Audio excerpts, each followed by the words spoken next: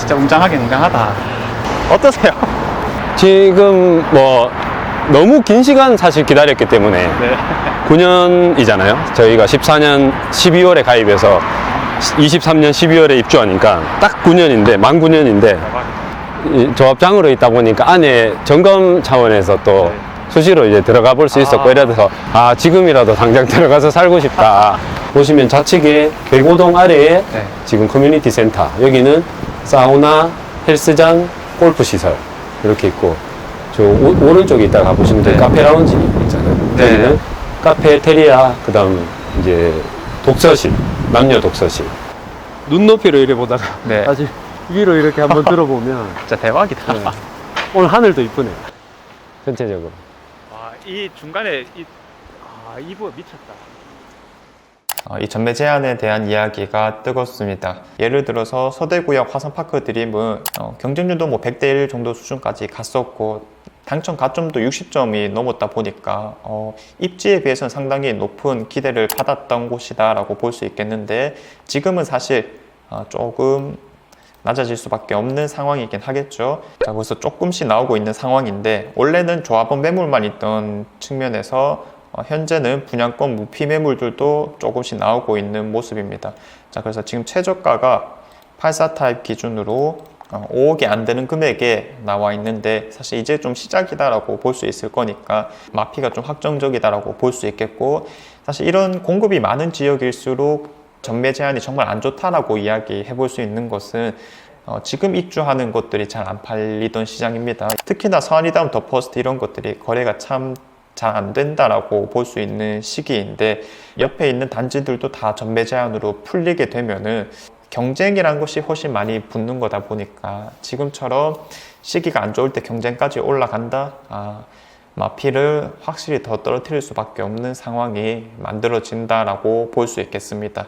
자, 그래서 공급이 많은 지역들 쪽으로는 악재다 뭐 이렇게 이야기를 해볼 수 있을 거니까, 뭐 사시는 분들 입장에서도 조급할 필요가 전혀 없다. 자, 그래서 최근에는 신축 아파트 중심으로 5억대, 4억대까지 한번 살펴보게 되었었고요. 오늘은 그 시리즈의 마지막이라고 할 수 있는 3억대 물건을 한번 살펴보도록 하겠습니다. 더 이상 2억대는 없다라는 측면이 있어서 이 영상으로 잘 마무리를 해보시면 되겠고요. 키워드로 잡을 수 있는 것은 바로 뉴타운이라고 하는 겁니다. 우리 대구에서는 두 가지 뉴타운이 현재 진행 중에 있는 건데, 첫 번째가 서대구 쪽에 있는 평리 뉴타운, 자, 그 다음에 이제 동대구에 있는 신안 뉴타운이다 라고 볼 수가 있겠습니다. 평리 뉴타운부터 한번 살펴보게 되면 이 두 가지가 현재 거래가 되고 있고 주목해야 되는 것이다 라고 볼 수 있는데, 이것보다는 조금 더 입지가 괜찮다라고 할 수 있는 서대구역 반도 유보라 센텀을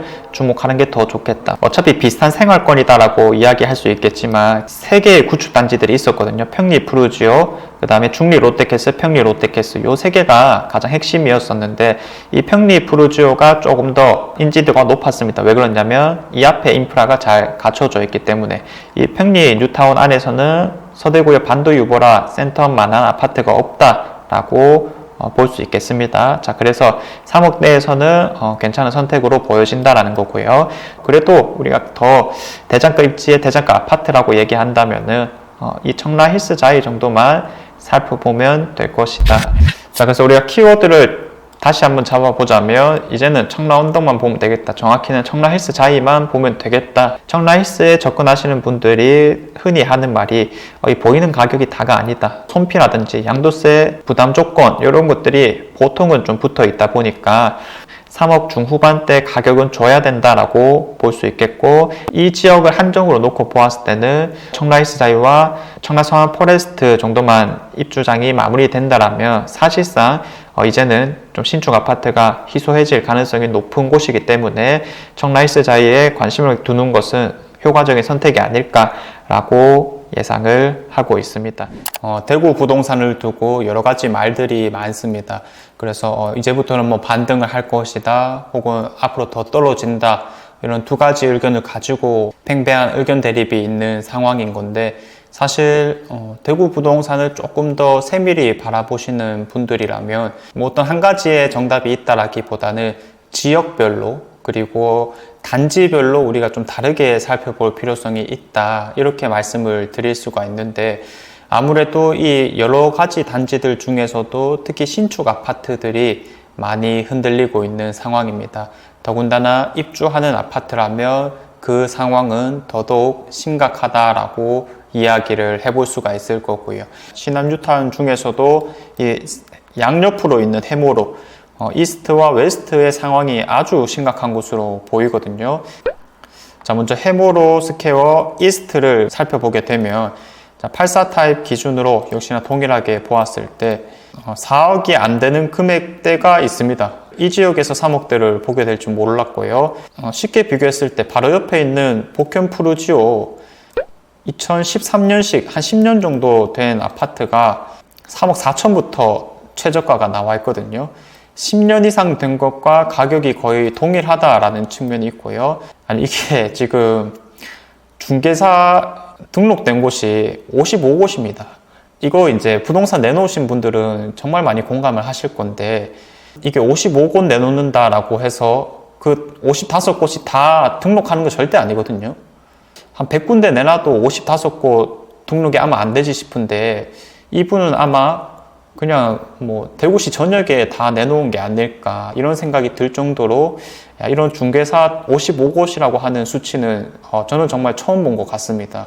자, 그 다음에 이제 웨스트 같은 경우에 저희는 70군데를 와, 진짜 이거 살면서 처음 보는 수치입니다. 얼마나 노력을 많이 했었을까. 참 이제 안타깝고, 가격적인 메리트가 충분히 보임에도 불구하고 전혀 이제 팔리고 있지 않은 상황이다라고 하는 거니까, 야, 이거는 정말 좀 아쉬울 수밖에 없다. 이거 참 보면서도 씁쓸하다라는 생각이 많이 듭니다.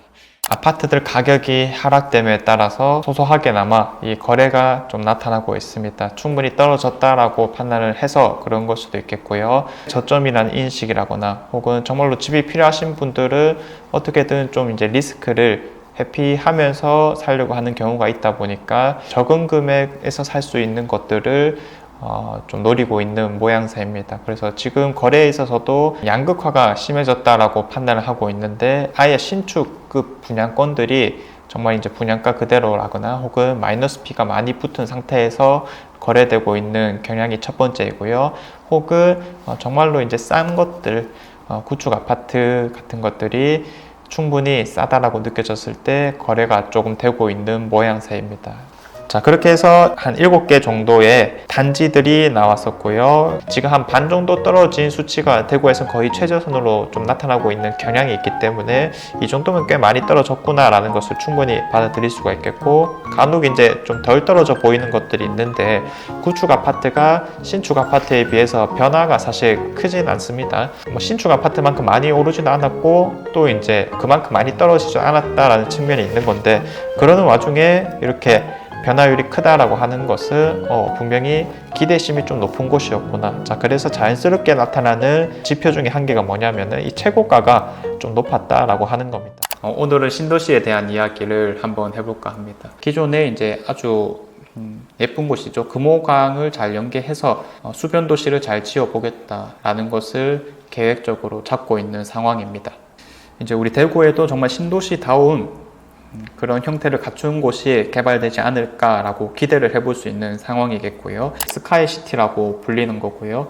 앞서 말씀드렸던 호수가 아주 크게 이제 들어올 예정이고, 주변으로 해서 이제 여러 가지 건축물들이 보이고 있는 상황입니다. 그래서 보통 이런 호수가 잘 형성된 신도시들을 가보면 사실 주변은 대부분 주거 단지들이 많이 있는 상황이거든요. 아파트들로 이제 둘러싸여져 있는 모습들을 확인해 볼 수가 있을 건데, 여기는 이제 업무 지구들을 좀 중점적으로 만들어 놓은 것 같아요.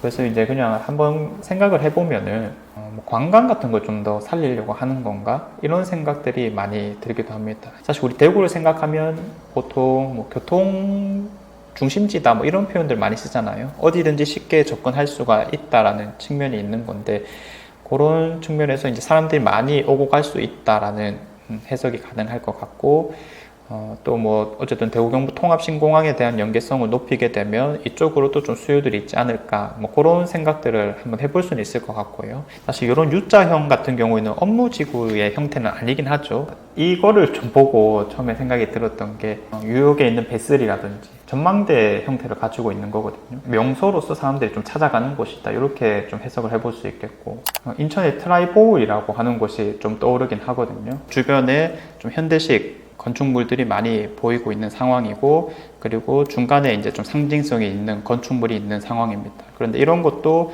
문화와 전시 뭐 이런 특징이 강하기 때문에 지금 이런 조감도의 형태를 좀 보았을 때는 이거 업무용으로 좀 적당하지는 않은 것 같은데 보여주기식인가? 뭐 이런 생각이 들기도 하면서도 참 실용성은 좀 부족해 보이는 그런 상황이기도 합니다. 가장 연계를 높일 수밖에 없는 것, 어쨌든 동대구역과의 연계일 수밖에 없다 보니까 그런 측면에 맞춰서 좀 해석을 해본다라면 미래를 그려볼 수도 있지 않을까라는 생각이 듭니다. 이런 5호선과 6호선에 대한 이야기가 어디서부터 나왔는지 한번 살펴보도록 하겠습니다. 4호선인 X호선 이야기를 할 때 처음 언급이 되었었는데, 당시 공청회 과정에 있어서 4호선뿐만 아니라 5호선과 6호선을 계획 중에 있다라고 말하기도 하였습니다. 자, 그래서 대구시 관계자의 말에 따르면 2026년 이전 계획을 반영하려면 25년 초에는 국토부에 자료를 제출해야 하기 때문에 공청회까지 거치려면 24년도 상반기에는 안이 나와야 한다라고 이야기를 했습니다. 현재 대구에서 가장 중요한 거점이라고 보여질 수 있는 서대구역, 두류공원, K2 군부대 이전, 그리고 상교 유통단지, 그리고 대구 안에서도 이런 군부대들을 통합 이전하겠다라는 이야기도 계속 나오고 있죠. 이런 곳에 대한 연결성까지 지금은 기존 순환선보다는 대체로 조금 더 커진 모양새로 포진되어 있는 곳들을 연결시키겠다라고 하는 게 기본 골자가 아닌가 싶습니다. 이런 것들이 만약에 계획대로 된다 하더라도 빠르면 35년도에 개통이 된다고 합니다. 자, 그래서 10년도 더 남은 이야기를 지금부터 뭐 할 필요가 있느냐라고 생각이 들 수는 있지만은, 사실 모든 호재들은 딱 발표된과 동시에 그 효과가 반영되는 경향이 있죠.